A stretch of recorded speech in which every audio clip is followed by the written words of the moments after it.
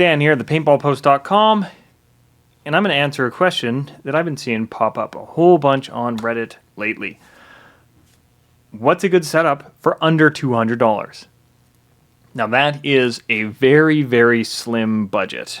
Let's face it, the general answer is save up more, get something that you're going to keep for longer, but I think a lot of people on that Reddit are missing the fact that a lot of brand new players might not be as into it as they are, right? If you're only going out to the field, say 2 or 3 times a year, but you want your own gear, $200, you can actually get a pretty decent setup that is going to be enjoyable to play with, not feel too out of place if you're playing with renters, but also not going to be too detrimental if you're running around the woods with some people who've got some more expensive gear. Now, that said, more expensive gear can be worth it, right? This is the EMEC 100. Specifically, this package here includes a upgraded 14-inch barrel. Doesn't make it more accurate, but it's just a bit easier to point and kind of looks cooler. And a loader. Throw a tank on there, you know, a 48 3000 for $25 that we'll get to in the rest of the video. And buy yourself a $40 or $50 mask, and for $400 you have a setup that you can use for years and never feel outgunned. But that's not what you're here for. You're here for the $200 setup. So if I had $200 and I was getting into paintball today, here's what I would do. Now, I did put all of this in a written article here on thepaintballpost.com. Welcome to take a look at it. I'm mostly going to be using it for links. So the big first thing you need is a mask. Don't cheap out on a mask, but at the same time, you don't have to spend a fortune. You see, this mask here is a V-Force Grill 2.0. These are wonderful masks, and as you can see there, they used to be very expensive, but A&S Gear has them on for $40 for certain colors, as long as you don't need a fancy lens, right? If you go clear, $39.95. Unbeatable at that price. I don't know any other masks in that $40 price range that will come close to the level of comfort, breathability. It's got a dual pane lens. It is just going to be such an upgrade from using that gross, sweaty rental mask. Trust me on this one. Spend the money on a good mask. Now, a close second place, I would say, would be the Event from Empire. I personally wear an E-Flex. That's a bit more money. Don't worry too much about spending, you know, 80 or so and be worried, oh, I'm taking too much out of my budget. The mask, not only is it protection, not only is it preventing, you know, fogging up and allowing you to see, it's protecting your eyes. Don't go with some dirt cheap thing off of Amazon from a brand you've never heard of. Get a name brand mask, and if you're trying to do it on the cheap, these V-Force Grill 2.0s are amazing. Add to cart. Cool. So, the next big thing you need, obviously, is a marker. Now, this here is the Azodin Chaos 3, and it is what I would recommend if you are going new. There's just nothing better at this price range on the new side of things. We've got a 12-inch barrel. I prefer a 14, but, you know, 12 is perfectly fine. Fairly well ported. It's going to be fairly quiet for being a stack tube blowback, which is mostly what you're going to see in this price range. We've got a metal feed neck. Wonderful. And we have a regulator. This here in the foregrip is very, very important. If you are looking into inexpensive markers, one that you will often see is the Spider Victor. Never buy one of these. Sorry, Spider. I started on a Kingman Spider. I mean, you can get them for dirt cheap refurbished. Non-refurbished, they're only $23 less and are so much worse. You're getting no foregrip, so you're going to kind of get this awkward trying to either hold the barrel with your left hand or right hand if you're, you know, changing hands, which you should learn how to do if you're new to this. And then you've also got a plastic feed neck on top. No, thank you.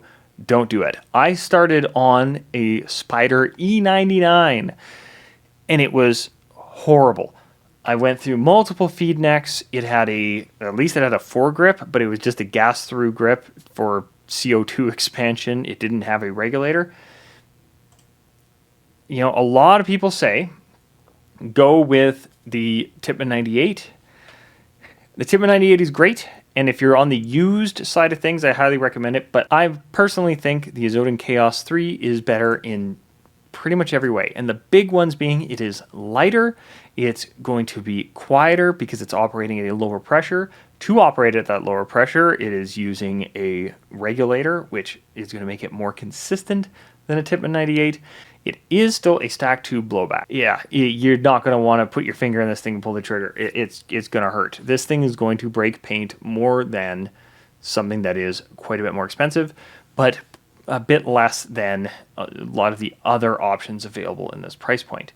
Now, I do recommend, because of their ubiquity and because of how cheap you can find them, if you really want to save some money here, this is actually a spot that you can cheap out a little bit, which feels a little weird to say that, of like, yeah, don't cheap out on your mask, cheap out on the gun itself. Well, track down a Tippmann 98 for $50 or under. Don't pay more than $50. I have all these upgrades and stuff on it. Don't care. Find yourself a stock one. I've seen them as low as $20. I've seen them for 50. If you're on a budget, that's not a bad way to go, and the thing will run forever. That is one of the big advantages of a Tippmann 98 compared to something like the Azotin, is the Azotin does have more parts because of that regulator, so you do have more potential points of failure. The 98s just keep going. That's one of the reasons that they are used as rental markers in so many cases. I am going to zoom in a little bit. There we go. So, yeah, if you're really trying to keep the budget down, a used Tippmann 98 is still a good choice. I personally prefer the Azotin. Now, if you want to spend that $100 and really want to stretch it as far as you can, used market. Oh, you can get a decent electro-pneumatic paintball gun for $100 or under if you are patient. I have a lot of proof going on that wall behind me. I have bought multiple axes. Where's one? Oh, I hung it up. It's just out of frame there. I bought an axe for $80 Canadian that was leaking. It needed a part that cost $1. That said, be careful that you're not buying something that's leaking unless you know how to fix it, right? I knew instantly, I know how to fix this. This shouldn't be a problem. As long as the solenoid is good, I'm set. And the thing has ran ever since. But if you don't know how to fix it, then buying new might be a better idea. But yeah, you can find some really good bang for the buck products out there. Now, one to keep an eye out for is the Invert Mini. Sometimes it'll be listed as the Empire Mini. That's usually after it's moved to the Mini GS, which you're probably not going to find for $100 if it's working. But yeah, the OG Invert Minis, they're great, right? I'm a big fan of the axe. We've got the Ode to the Axe here on the channel. Like, I love that gun, and the Invert Mini is essentially the predecessor to it. It is great. It is pretty small, but it's really easy on paint. Like, you can shoot top-end tournament paint through it, no problem. It has eyes. It's light. It's quiet. It is a great buy if you can find one for $100. Just make sure you're not buying somebody else's problem. The Proto Rail, and sometimes you'll see it listed as the Rise. It has now evolved into the CZR. The CZR is going to be probably out of your budget, but you can find original Proto Rails for $100. I bought one recently. Again, I had to replace some parts on it, so if you're not willing to do that, careful, proceed with caution. But by the time I was done and put those parts in, it was still less than $100. I'm sure you can find one working for about $100 if you are patient and if you comb your good old buy-sell trades for a while. Last but not least, I actually quite like the Planet Eclipse ETHA/ETHA LT.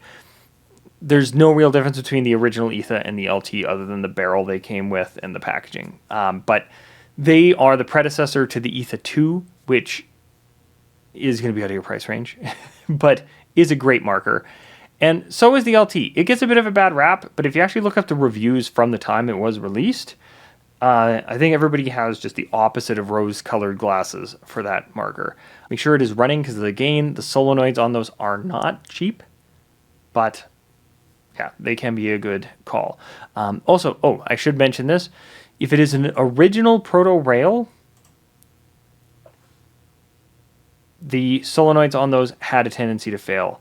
The Rives, by the time they put that one out, they had that fixed. That's one of the reasons I got my proto rail for so cheap to give to my nephew, is because the solenoid on it had gone, and that's just something that happens with those first generation of the rail.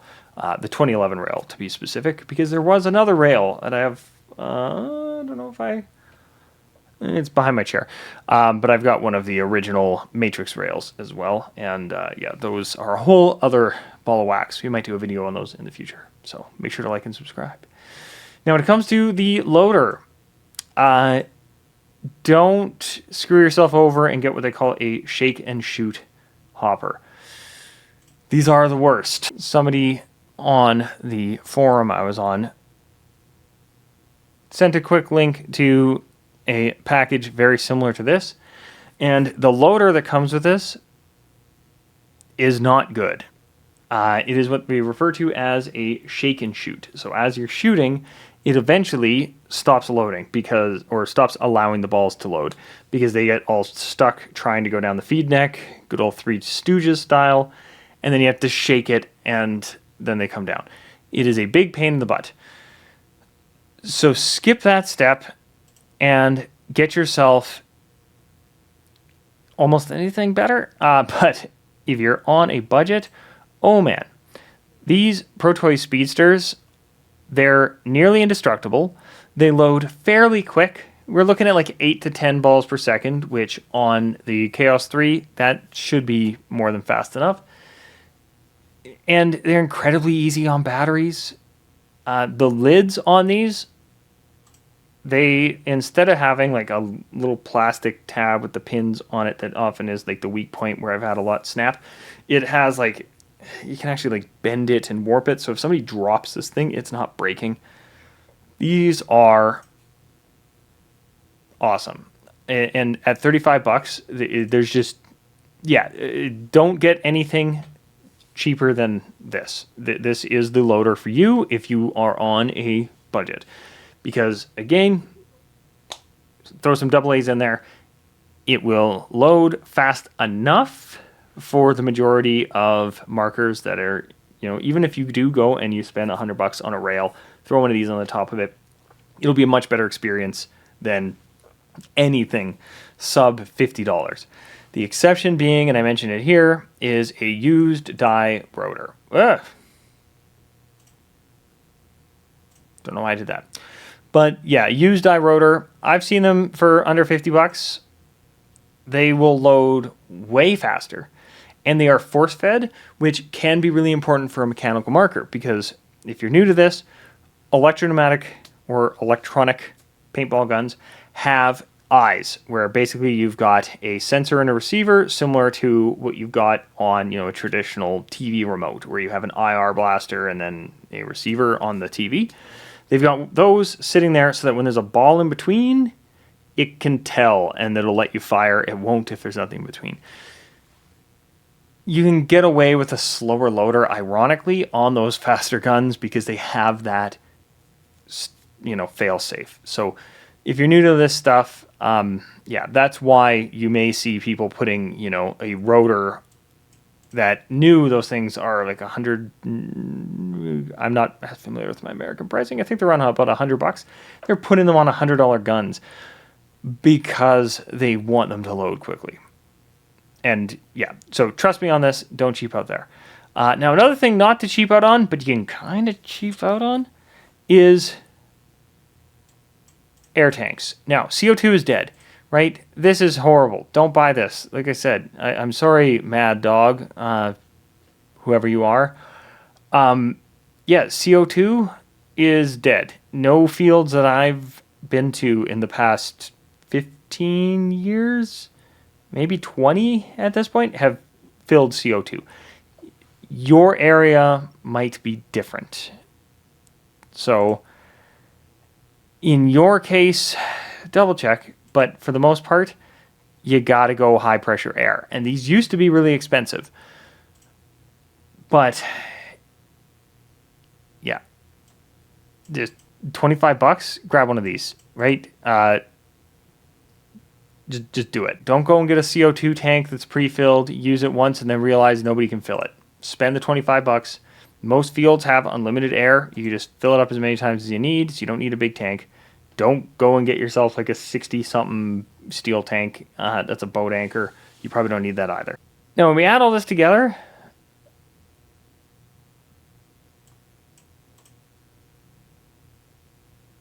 under $200. I mean, just shy of that. If you have any taxes, like sales tax and stuff in your area, this will go over.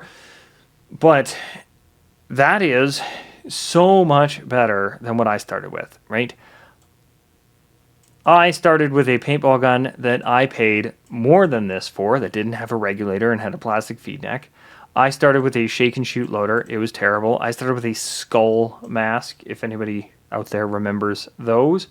And I started on a 16-ounce CO2 tank.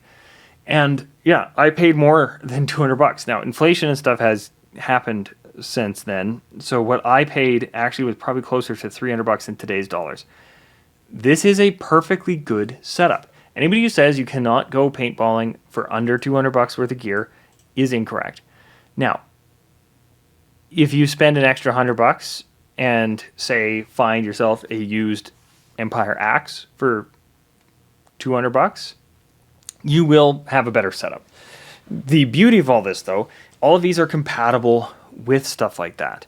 So if you start with a $100 Zodin Chaos 3, you can take that 48 3000 and put it on something like an EMEC or an ETHA 3 or an Empire axe, and you're set. Same thing, that Pro Toys Speedster, it's not as fast as some of those higher end loaders, but you can pretty much keep up with the 10.5 BPS that they're using on the speedball field. It is a fast enough loader. The grills, they used to be a top of the line mask, and you can get them for $40. They are wonderful. No matter what gun you go with later on, no matter what other upgrades you get, you are set if you get these items in question. Now, I say you're set. There's a few other things you want to budget for pretty quickly after you pick up a rig like this. First things first, make sure you get yourself a squeegee. Now, if you're really on a budget, get yourself a $2 pull through. It's a thing you pull through your barrel and it cleans it out. For when you break paint or you get dirt or water or whatever the heck in there, you can just pull that thing through and it gets the majority of it out. And then you would also want a swab. Run that through, but you're probably gonna want both if you're gonna go on that cheap route, and then they're under $5. It can be worth it to spend a little bit more money on something like the Exalt Barrel Made, where it has a. Do I have one here? Oh, I do. I just got myself a new one. It has a squeegee on one end that is spring loaded. So when you pull through, it expands the squeegee. I don't know if you can see that on there. I can't really get it through the plastic. And then the other side is that fuzzy swab, and a pretty good one at that. So it can be worth spending the extra money on that, but if you're really down on the funds and that's the difference between you being able to play this weekend or not, yeah, spend $450, get yourself a cheap swab and a squeegee. Don't just get a cheap swab. It's not going to clean as well. And I wouldn't recommend just getting the squeegee, but it's better to just have that than the swab, in my opinion. But yeah, you can't really use the squeegee during the match. It's just not going to work really well. So it is nice to have something at the Barrel Made. Now, we've also got pod packs. And if you're new to this, that's these wonky looking things that we strap to our back to carry more paint onto the field with us. Depending on who you're playing with, you might not need one, especially to start. If you're playing with a bunch of renters and you're all running around and everybody's shooting like 100 shots in a game, don't need one of these yet. But if you're going to play with people who are using, their own gear, like I've shot more than 4 pods in a woods ball game just for the heck of it. And yeah, speedball depends what position I'm in, right? I usually go through 3 or 4 pods in a game. So having one of these is nice. And these Omega packs, they're great, right? We've got an adjustable belt. We've got 4 pods, or 4 pod holders. It does not include the pods. It even says right there, pods not included. But yeah, regular $25 on for $21.95. They've got some other fun colors on for that price as well that are normally more, but I wouldn't worry about that. I would just get whichever one of these matches your vibe.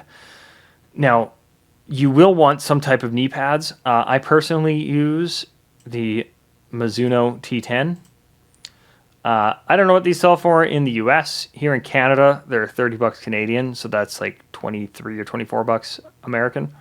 I'll never go back to paintball knee pads. These things are so comfortable and yeah, just wonderful.